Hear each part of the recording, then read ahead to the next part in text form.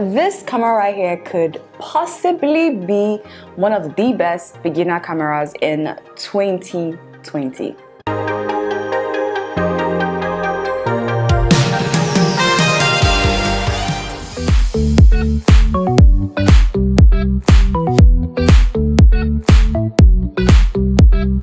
Hey guys, and welcome back to my channel. So in this video, as you have probably seen in my title, we're going to be talking all about this camera right here. This is the Canon Eos M6 Mark II. I'm going to be sharing with you guys like my, I don't want to say first impression because I've been using this camera for at least a month now. I'm going to be kind of like reviewing it, demoing it, showing you guys the features, as well as telling you guys why I think and believe that this camera is probably going to be like the top 3 cameras in 2020 for beginners to start off with. And I'm going to be sharing with you guys my own take, my own thoughts, and yeah, all of that. So if you are interested, then definitely to keep on watching. So beginner cameras usually vary and range between $400 to $1,000. So I want you guys to always have that in mind if you are someone that is in the market for a new camera, or you're trying to get a camera to start off with. That's like the basic standard range for beginner cameras. Okay, so I'll definitely have another video on what I like to think are the best cameras within that range for someone who's starting off a beginner in 2020. But today we're going to be talking about this one, sharing with you guys the features of this camera and why I think it's possibly the absolute beginner stroke pro camera for 2020. Hey guys, so now I'm recording using the Canon Eos M6 Mark II, and I'm recording, this looks really brighter, in 1080p, just to show you guys what it looks like. I feel like the quality on this camera is a little bit better than the one on my previous one. I just feel like everything is more alive, it's brighter, it's more vibrant, it looks a lot more high quality. I feel like everything is just alive. So it's the same settings, but I feel like with this camera, it's a little bit brighter, if that makes sense. Again, it's 32 megapixels, so I want to believe that it's a lot more sharper. I can get a lot more detail. So let us start off with the price. So I got this camera as a kit. I got it from Amazon for $1,100, and it came with tons of accessories, as well as the standard kit lens and the EVF, that's the electronic viewfinder as well. I'm going to talk about this in a minute. So I'll definitely leave the link to that video where I initially unboxed this camera. Leave it over here if you guys want to see what comes in that bundle. I'll leave the link over here so you guys can check that out. But if you want to get the body alone, you can get it for $849 on Amazon or off Canon website, or basically any Canon distributor.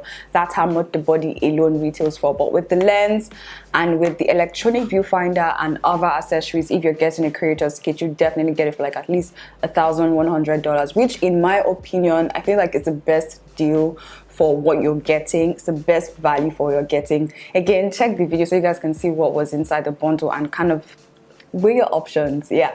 Okay, so if you are starting off, you definitely want something that you can easily handle, you can easily carry around, you can easily control, and that is also user friendly and easy to work with. And I feel like this is what this camera does. So with this camera, I definitely feel like you can easily go from beginner to pro mode in terms of the quality of your content because of how diverse this camera is. Canon released this camera late last year, I think sometime in August 2019, and it came out with the 90D. So in my own opinion, this is sort of like the twin brother or the younger brother of the 90D, in the sense that it has all the internal features which are amazing. The only significant difference that you can see obviously is the size. This is more compact, this is mirrorless, and it is more vlogger friendly, if that's what I want to use. It's more vlogger friendly because of how compact it is. I mean, the features in here for this really tiny body and this really tiny camera is literally mind-blowing.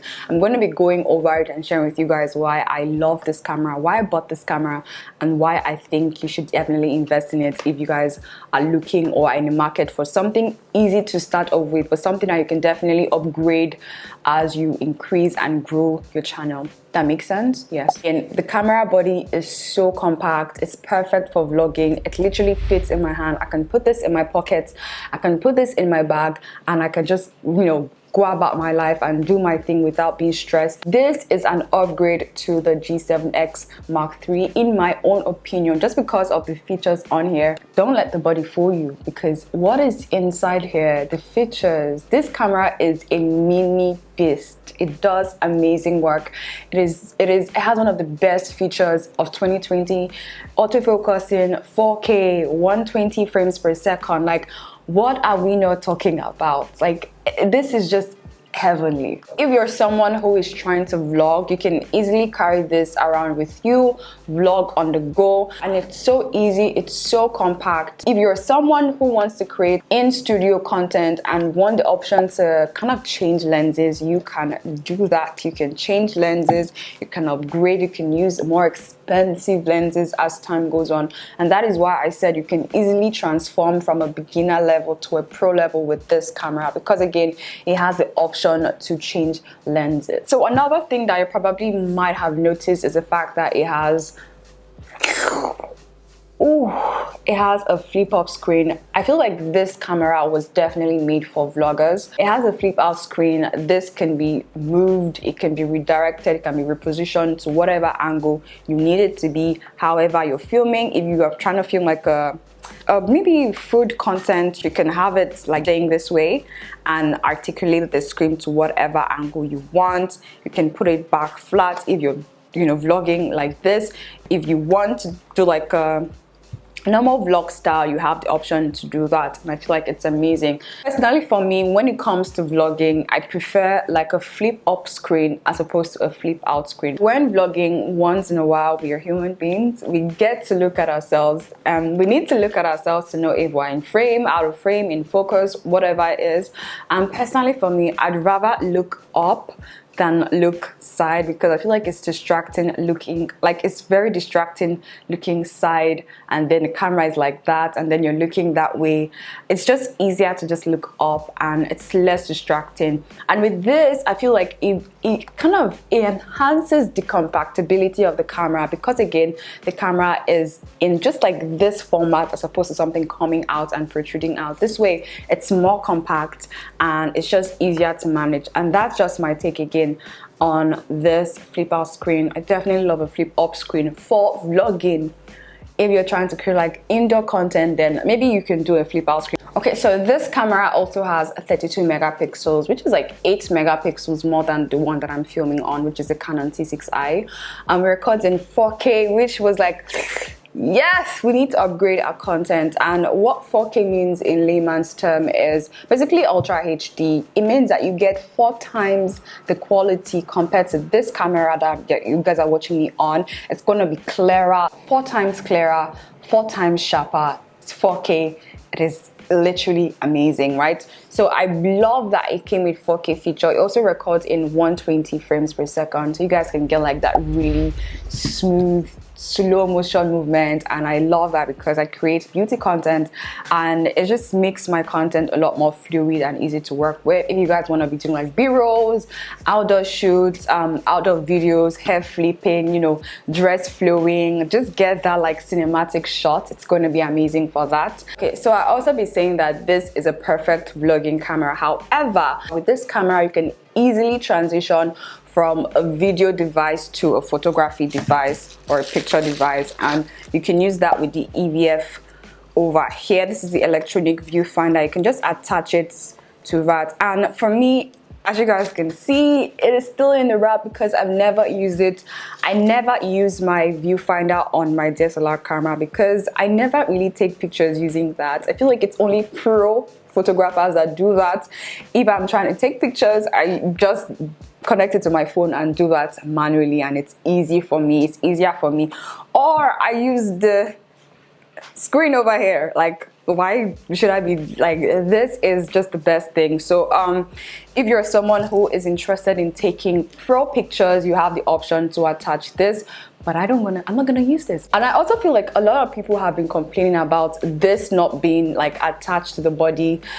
Personally, for me, I like that it's not there because I feel like it just makes the camera a lot more compact. You don't have this electronic viewfinder in the G7X because again, it's a vlogging camera. So with this, you have an option at least. right? Easily transition from beginner level to pro level, from photographer to videographer at ease, and be very convenient, portable and compact at the same time. So if you're someone who loves Canon, you definitely love this. If you already have a Canon camera, you're gonna also love this, because I'm a Canon person. I love the colors, and I also have another Canon camera, so it's just easy to maintain like that ecosystem. Use the same battery, so now I have 4 extra batteries to work with if I'm trying to vlog outdoor. I know that those batteries can last me for an entire day, so I don't need to go and invest in more batteries. And I also record using this dummy AC adapter. I'm just going to put that into the battery space, so this way I can record continuously non-stop in the studio. I'm just going to close that up, and you guys can see that there is an opening over here. We're going to open that up and connect that to the battery, and that connects to the wall, so that way we can record non-stop. I use the same EOS utility on my laptop, so whenever I connect to it, like, it's the same application, and the same application works for the 2 cameras. So for me, it's just like a very amazing ecosystem. So I want to talk about the autofocus. Guys, I thought this camera I'm recording with had an amazing autofocus. I thought like the T6i is amazing, right? Until I met this baby right here. This has a dual pixel autofocus system. Like, it is just like, God, I feel like I wasted like half of my life trying to focus on a product with this camera, but with this one, show it and it just picks it up. The autofocus system is literally one of the best, if not the best, in the market right now for this budget. The autofocus is amazing. It is fast. It is quick. It is one of the best, if not the best now in the market, because again, this is a new camera. It came out last year, so it has the latest features that Canon has to offer, and I love that about this. Just to show you guys what I'm talking about, I'm going to do like a quick comparison between this camera I'm using and also this one, just to show you guys how quick this one focuses on whatever I'm showing it. I want to test the autofocus using this right here. Now I'm just doing like a quick comparison between both cameras. As you guys can see, the M6 Mark II is performing a lot better. Like, I'm just taking it out and it's just coming in focus as quick as possible. That's how good it is. So again, you do have like a microphone input, so you can use an external microphone, which is amazing. Obviously we want high quality content. You do have a flash also as well. Let me just open that up so you guys can see right there. You do have a flash over here, so if you want to take selfies, you want to take outdoor pictures, you do have a flash as well. It's amazing, but you want to be careful with this because again, it is very fragile. So if you're someone who is a beginner, the dials are so straight to the point. They are easy to understand and use. It has a firm grip. It's easy to use. If you're looking for something that you can easily grow with and kind of advance with, you kind of upgrade at the same time, then go with this, because with this again you have flexibility in terms of the lens options. I do not play with my lenses. Like, my lenses are everything, because lenses really are everything. Lenses and lights, the body is a plus, but the lenses makes a whole lot of difference. So when I put a $1,000 $2,000 lens on this, sweetie, trust me, you wouldn't even know what body camera I'm using. You think I'm using like an expensive camera, but again, the lenses makes a whole lot of difference. So with this, you have the options to upgrade as you advance in terms of your, video creation and all of that. If you want to vlog, you can use a standard kit lens. You can use any kit lens you want, or any lens that you want that will give like a wide view. Or yeah, you have flexibility with this. You can use this to create any content, fashion content, food content, vlogs, studio content like this. And I absolutely love the flexibility of this. Okay, so now it seems like I've talked a lot about this camera, and I also want to share with you guys the cons, or what I think are the cons of this camera, and kind of give you guys an idea of what you're going into. So the first con that I noticed that a lot of people were complaining about is the fact that it doesn't have an attached EVF over here, which for me is a pro, because I don't use this. It's gonna make my camera more bulky, and if this was inbuilt, if my camera would probably be this big. So taking that off, I don't know why people think it's a con. For me, I love that it's not there. Again, this is a vlogging camera, but also something that you can transition into like a high quality studio camera. It's very multi-purpose, very multifunctional for me. So having the option to use this is definitely not like a con, it's a pro, at least to me anyways. That is one. I'm just gonna say that out there. So if you're someone who is in the market for a photography camera, then that is a totally different market. But this camera, in terms of photography, I don't want to go in depth with that, but this for photography is, I think, is even better for photography than videography. But for photography, it's amazing as well. Another con that you guys need to know about is the lens options. And because this has a different lens system, this has the EOS M mount system, there are not a lot of lens options for this one. However, what you can do is to get yourself an adapter, right? With this adapter, you can easily just literally connect it. This one is from Canon. You can just connect it to the camera. It's easy. And then connect your normal lenses or whatever lens you want to use to it. And sweetheart, you are good to go right there. And we are good to go. So just get yourself a lens adapter if you're struggling with lens options and all of that. For me, it's not a problem. So I got this adapter for I think $120. So yeah, with this you can easily use whatever lenses you have. So let me just take this out. So another con that used to be a con but now is a pro is the fact that when Canon released this camera last year, it didn't come out with a 24 frames per second movie recording frame rate option for people who create cinematic videos. However, as of now, they have like an upgrade, so you can definitely upgrade that to have that feature. It came out I think 1st of April, so now you can upgrade that and have that feature on your camera. So if you guys want to record in 24 frames per second, you can do that now on this camera. Again, it's no longer a con, it's now a pro. You have that option. No more excuses, no more complaining. Personally for me, I've never recorded in 24 frames per second just because I don't create like cinematic vlogs and all that. I do my basic standard indoor in-studio content like this. So I either film in 60 frames per second if I want to get like that really slow motion movement, that fluid movement, like 60, 120, like sweet. Or I film in 30 frames per second like I'm doing right now, but I'm not someone who is cinematic and trying to create like that cinematic vlog and all that. So 24 frames per second wasn't even a problem because I never shoot on that. So if you guys do shoot on that, now you have the option to shoot on that on here as well. So you can definitely go onto Canon's website, get the firmware updates, put it on here, literally seconds, and you're good to go. So another con with this camera is the placement of the hot shoot mount. With this, again, this is supposed to be where the microphone goes. Let me just screw on my microphone. So because of how the hot shoot mount was placed, this is going to definitely obstruct your videos if you're trying to vlog, because you cannot flip out or flip up the LCD screen over here. I don't know if you guys can see that. But again, with every problem, there is definitely a solution. If you're trying to vlog with an external mic that is this big, there is now a replacement. I think it's called a replacement shoot or something like that, a shoe or something like that. So you can definitely get that and attach it to the side. So that way you can place your camera. You can place your microphone on the side of the camera and flip your screen up, still get good audio, still be able to look at yourself while vlogging. Also, I'll definitely get that and update you guys on that as well, but you can definitely get that to replace the placement of your microphone, so that way everything is solved.